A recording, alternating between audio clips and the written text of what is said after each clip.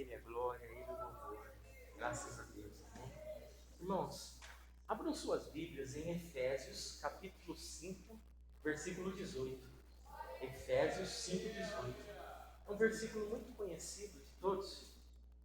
E nessa primeira palavra, que não será mais que 10 minutos, eu quero trazer uma lição preciosa para os irmãos, para todos nós. Amém? Efésios capítulo 5, versículo 18. Lá está no telão, para quem não trouxe a Bíblia.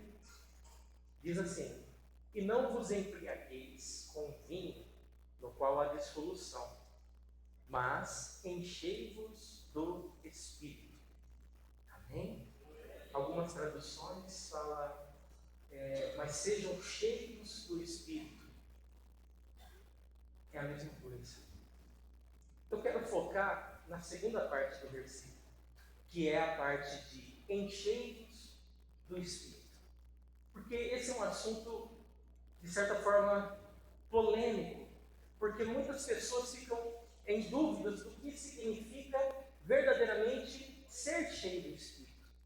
E nesse versículo, Paulo, ele deixa claro, ele deixa um convite para nós, para não se embriagar com vinho, ou, em outras palavras, para não se dedicar com as coisas do mundo, mas para se encher do Espírito, ou seja, para se dedicar às coisas do Espírito Santo. Então é um convite para nós sermos cheios. E eu deixo esse convite para que fique marcado no seu coração essa pergunta: você se considera cheio do Espírito Santo? Pense, pare, raciocine. Você ou eu, será que nós verdadeiramente somos cheios do Espírito Santo? Vamos ver algumas situações rapidamente, porque essa igreja gosta da palavra. Vamos abrir a nossa Bíblia em Atos capítulo 2, versículo 4, para ver algumas situações em que pessoas foram cheias do Espírito Santo. Atos 2, 4. Atos 2, 4. Diz assim a palavra: E todos ficaram cheios do Espírito Santo e passaram a falar em outras línguas, segundo o Espírito lhes concedia que falassem. Aqui nessa situação, eles ficaram cheios do Espírito Santo. E uma evidência de que eles ficaram cheios do Espírito Santo é que começaram a falar em línguas. Mas nós não vamos frisar ou falar sobre as evidências de ser cheio do Espírito Santo, mas sim focar em situações e entender o que é ser cheio do Espírito Santo. Agora, poucas folhas para frente, Atos capítulo 4, versículo 31. Atos capítulo 4, versículo 31. Onde nós lemos agora anteriormente foi na ocasião da descida do Espírito Santo, e todos foram cheios. Agora em Atos 4, 31, diz assim: Tendo eles orado, tremeu o lugar onde estavam reunidos, e todos ficaram cheios do Espírito Santo, e com intrepidez anunciavam a palavra de Deus. Veja aqui de novo que eles foram cheios do Espírito Santo. E o que aconteceu depois? Anunciaram a palavra do Senhor. Agora, mais para frente em Atos, capítulo 13, versículo 9. Atos 13, 9. Nós vamos ver mais uma situação em que a expressão cheio do Espírito Santo está na palavra do Senhor. Atos 13, 9 diz assim: Todavia, Saulo, também chamado Paulo, cheio do Espírito Santo, fixando os olhos nele, disse, os 10. Preciso acostumar que os irmãos ficam lá em cima. Atos 13, 9. Nós lemos, e agora Atos 13, 10. Disse: Ó filho do diabo, cheio de todo engano e de toda malícia, inimigo de toda a justiça, não cessará de perturbar os retos caminhos do Senhor? Ou seja, Paulo, cheio do Espírito Santo, foi impulsionado a trazer uma exortação. Porque nesses 3 versículos nós temos em comum a expressão que em todas essas situações eles foram cheios do Espírito Santo. E aí eu te pergunto, irmão e irmã, o que é ser cheio do Espírito Santo? Eu quero trazer uma breve ilustração para facilitar o nosso entendimento do que é ser cheio do Espírito Santo. Havia 3 jovens, e esses 3 jovens perguntaram para o seu pastor: pastor, o que é ser cheio do Espírito Santo? O seu pastor era uma área rural, um local ali que tinha uma lagoa ali perto, e o pastor disse para eles: ó, peguem cada um de vocês uma peneira. Todo mundo sabe o que é peneira, né? Quem sabe o que é peneira aí? Se você não souber o que é peneira, lembra do escoador lá de arroz e tal, tem um negócio cheio de folha. Porque o povo da cidade hoje não sabe essas coisas. Né? Então, o pastor falou para eles: pega uma peneira, vai até ali ao riacho e tenta encher essa peneira com água. E beleza, eles foram lá, ficaram lá. Quando o pastor foi lá perto deles, o pastor ao chegar lá perto deles, 2 daqueles jovens já haviam desistido, porque qualquer pessoa com um raciocínio natural já vai imaginar, não tem como encher uma peneira, ele vai, agora vai vazar. Então já tinham desistido, estava parado lá no canto, sentado. Mas um continuava, um jovem continuava. E o pastor perguntou para ele: e o que está acontecendo? E ele falou: eu não consigo, né? Eu tento, mas a água sempre vaza. E não é possível encher uma peneira. Mas aí o pastor, sabiamente, lembra do que nós estamos falando, ser cheio do Espírito Santo, disse para ele: ó, vamos fazer o seguinte, coloca a peneira dentro da água. E ele colocou. Segura a peneira mergulhada na água. E ele manteve mergulhado. E o pastor disse para ele: isso é ser cheio do Espírito Santo. Ser cheio do Espírito Santo é como aquela peneira mergulhada na água. Não é sobre trazer o Espírito Santo, encher e trazer para nós. É sobre permanecer onde o Espírito está. A peneira nunca, de maneira nenhuma, assim como nós, nunca de maneira nenhuma, vamos conseguir trazer para nós e levar para onde a gente for e se manter cheio dessa maneira. Por quê? Porque escoa pelas nossas mãos. Então não é sobre trazer o Espírito à nossa superfície, mas é sobre mergulhar as águas do Espírito e ficar lá, e permanecer lá. A peneira somos nós. E para nós sermos cheios do Espírito, nós precisamos permanecer lá, mergulhados no Espírito. Você já percebeu que tem muitas pessoas que às vezes vêm na igreja, ou a gente vê na igreja, é cheio do Espírito Santo ali na igreja, fala em línguas e até profetiza e manifesta dons. Mas quando às vezes está na rua, é outra pessoa totalmente diferente. Ou seja, ele está na igreja, ele se encheu até transbordou, falou em línguas, as evidências do Espírito Santo se manifestou, mas foi embora, escoou, vazou, já igual a peneira. Por isso que Jesus falou, irmão, que muitos naquele dia vão chegar diante dele e vão dizer: mas Senhor, eu curei em teu nome, eu expulsei demônios, eu fiz sinais, prodígios, maravilhas em teu nome. E o Senhor vai falar para eles: apartai-vos de mim, que eu não conheço. Por quê? Porque eram pessoas, irmão, que viviam de porções do Espírito Santo. Eram cheios e Deus usava e aconteceu uma coisa e manifestava as evidências do Espírito Santo, mas dali a pouco ele já estava frio, estava oscilando, estava vacilando, estava pecando, vivendo uma vida de qualquer maneira. Então, irmão, se encher é uma ação contínua. A ação contínua de permanecer lá mergulhado. É buscar, irmão, e se submeter à influência do Espírito Santo. É estar submisso à vontade dele. Supondo que aquele riacho aquele rio, aquelas águas, é a imensidão do Espírito Santo, e você está mergulhado lá, o que significa? Significa que você é guiado pelas correntezas daquele riacho, daquele rio. Você só vai onde Ele te leva. É como sempre é pregado, que a gente não deve ter águas nos arteiros, nos joelhos, nos lombos, mas a gente tem que mergulhar na presença do Espírito. O que é isso? Mergulhar é deixar o Espírito Santo guiar a nossa vida, conduzir os nossos passos, a vontade dele. E a vontade dele, irmãos, ela é revelada através da palavra, através da oração, é através de viver mergulhado ali, buscando a ele. Está no trabalho, está orando em espírito. Está no mercado, está falando em línguas. Está trabalhando, está pensando em outras coisas, vai ter uma brechinha, lembra do Senhor, busca o Senhor. Em todo tempo, orando sem cessar. Isso é, irmãos, viver cheio do Espírito Santo. Isso é viver cheio da presença de Deus. Então, irmão, a minha orientação, o meu conselho, é que os irmãos, todos nós, busquemos andar mergulhados na presença do Espírito Santo. Para finalizar, Gálatas 5,16. Gálatas 5,16 diz: digo, porém, andai no Espírito. O que é andar no Espírito? É estar mergulhado, aprender a mergulhar dentro das águas.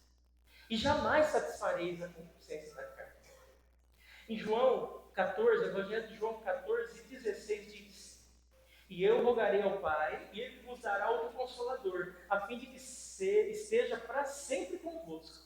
Mas o Consolador, versículo 26, o Espírito Santo, a quem o Pai enviará em meu nome, esse vos ensinará todas as coisas e vos fará lembrar de tudo o que vos tenho dito. O que nós vemos aqui? Que o Espírito Santo, o Consolador, ele estará para sempre conosco.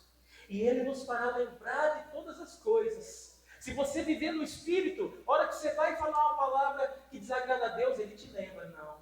A hora que você vai mentir, ele toca no teu coração, não. A hora que não é para fazer algo, ele já te fecha o coração, não faz isso. A hora que você vai pecar, ele te lembra, irmão.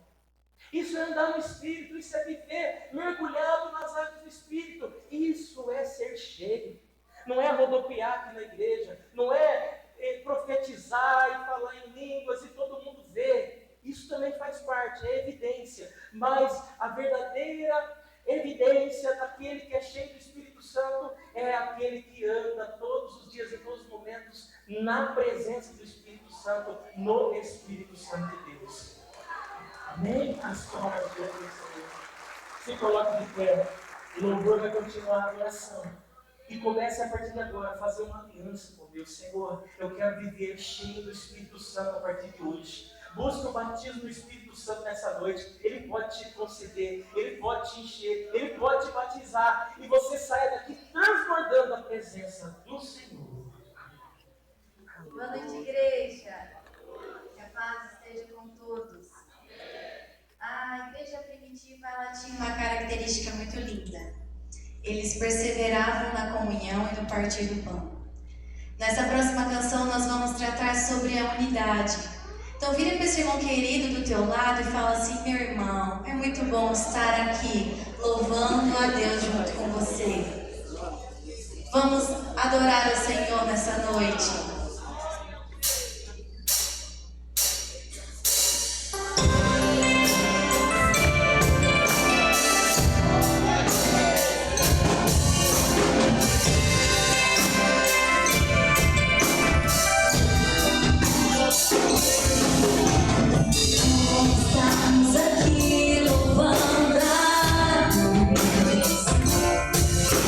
Podendo exaltar seu santo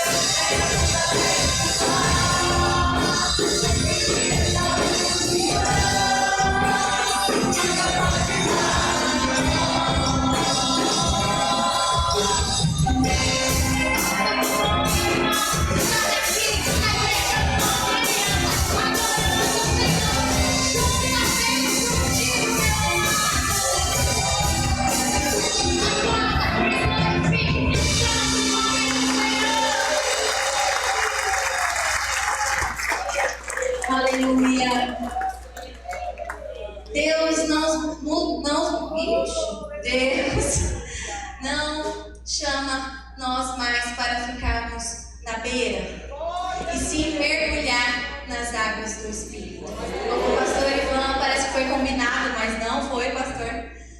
Ele citou o que eu ia falar e que a banda vai cantar agora. Não se contente mais com águas rasas, nem pelos artérios, nem pelos joelhos, nem pelos lombos, mas mergulhe na presença do Senhor. Amém? Vamos louvar a Ele com alegria.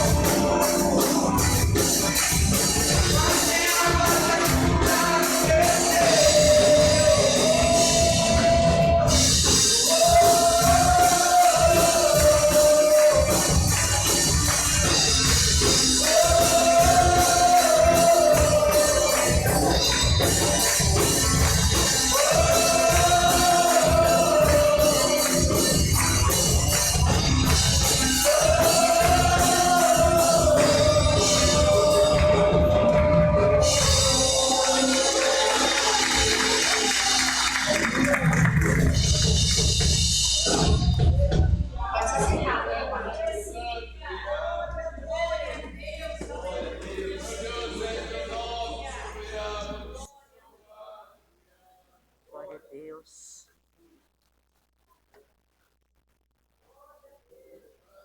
Aleluia, Jesus.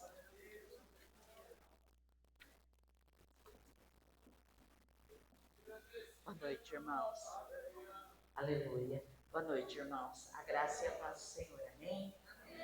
Irmãos, eu vou falar sobre ofertas com a igreja, sobre dízimos e ofertas. E eu gostaria que vocês abrissem a palavra no capítulo 25 do livro de Mateus. Glória a Deus, aleluia, Jesus. Mateus 25. Eu vou ler até o versículo 13, é uma leitura rápida. Então o reino dos céus será semelhante às 10 virgens, que tomando as suas lâmpadas, saíram ao encontro do esposo. E 5 delas eram prudentes, e 5 loucas.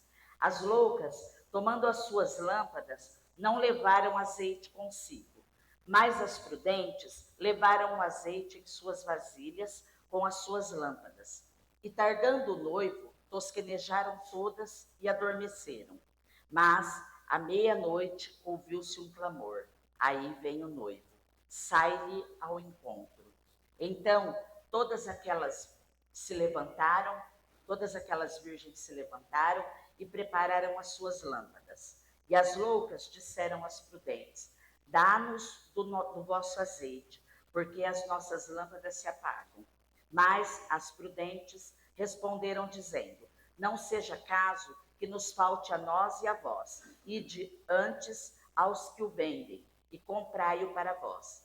E tendo elas ido comprá-lo, chegou o esposo, e as que estavam preparadas entraram com ele para as bodas, e fechou-se a porta. E depois chegaram também as outras virgens, dizendo: Senhor, Senhor, abre-nos. E ele respondendo disse: em verdade vos digo que vos não conheço. Vigiai, pois, porque não sabeis o dia e nem a hora em que o Filho do Homem há de vir. E aí você pode me perguntar assim: tá, e onde está falando de dízimo e oferta nessa palavra? Então eu quero falar com a igreja a respeito de princípios. Existem princípios dentro dessa leitura que eu fiz que nos ensinam sobre dízimo e sobre oferta. Essa palavra, ela destaca a importância de estar preparado e de ser fiel. E o dízimo é uma prática que nós temos que demonstrar nossa fidelidade e compromisso com Deus. Temos que saber administrar nossos ganhos. A pastora sempre tem dito aqui que não importa se nós ganhamos muito ou ganhamos pouco, o que importa é a maneira como nós administramos.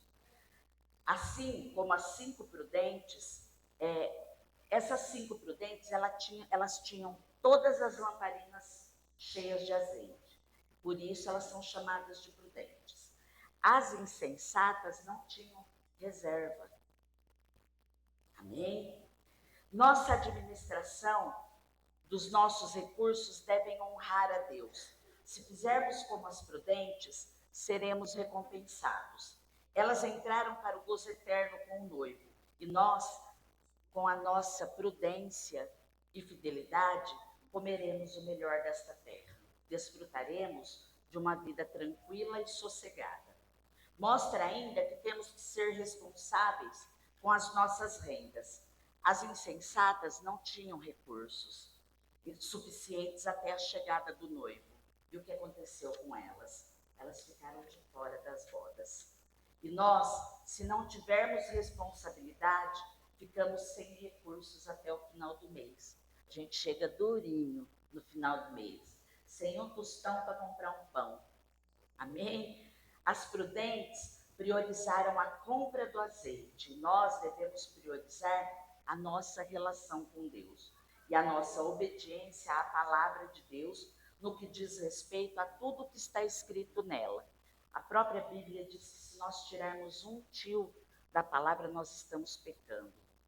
Nós somos fiéis em tudo. Nós cremos na unção, nós cremos na cura, nós cremos na libertação, mas na hora que vai mexer no nosso bolso, a gente fala, não, Deus, aqui não. Aqui não. A gente resiste. Às vezes Deus fala assim, ó, doa, entrega, dá. Aí você pensa assim, mas e se faltar? Mas e se faltar? As prudentes, elas não deram e não emprestaram para aquelas loucas. Por quê? Porque elas estavam dando um ensinamento para elas. Olha, vocês não vão ter oportunidade, porque quando vocês tiveram, vocês não foram fiéis. Nos dízimos e nas ofertas é assim, irmãos. Nós temos que ser fiel. Talvez uma chance igual a essa nós não vamos ter mais. Nós não sabemos o dia e nem a hora em que o noivo há de vir. Por isso a gente tem que obedecer essa palavra em tudo, inclusive nos dízimos e nas ofertas. Nós não podemos perder a oportunidade que nós estamos tendo, a oportunidade que Deus está dando para nós de termos uma vida abundante e em paz. Porque eu quero fazer uma pergunta para você.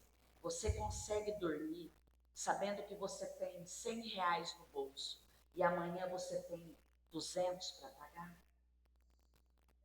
Você pode dizer para Deus, Senhor, eu sou dizimista e eu peço ao Senhor que pelo menos me ajude a conversar com o meu credor.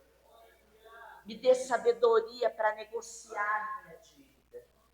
Essa é a prudência que nós temos que ter. Sabendo que nós temos que pagar, temos que honrar com o compromisso que nós temos. Muitos aqui pagam aluguel, água, luz, e a minha mãe, minha mãe estudou até o 4º ano, falava, né? Até o 4º ano, e ela dizia, aluguel, água e luz é prioridade. Você tem que esquecer do restante, mas você tem que estar de olho e cumprir com as prioridades. E é isso que essa parábola nos ensina. Elas sabiam que entrar nas bodas do Cordeiro era prioridade. Por isso elas não deixaram a botija, a lamparina delas sem azeite. Amém? Então, irmãos, não vamos deixar o inimigo roubar a nossa paz, nem roubar a nossa bênção e nem deixar a gente de fora do melhor dessa terra, por imprudência. Amém?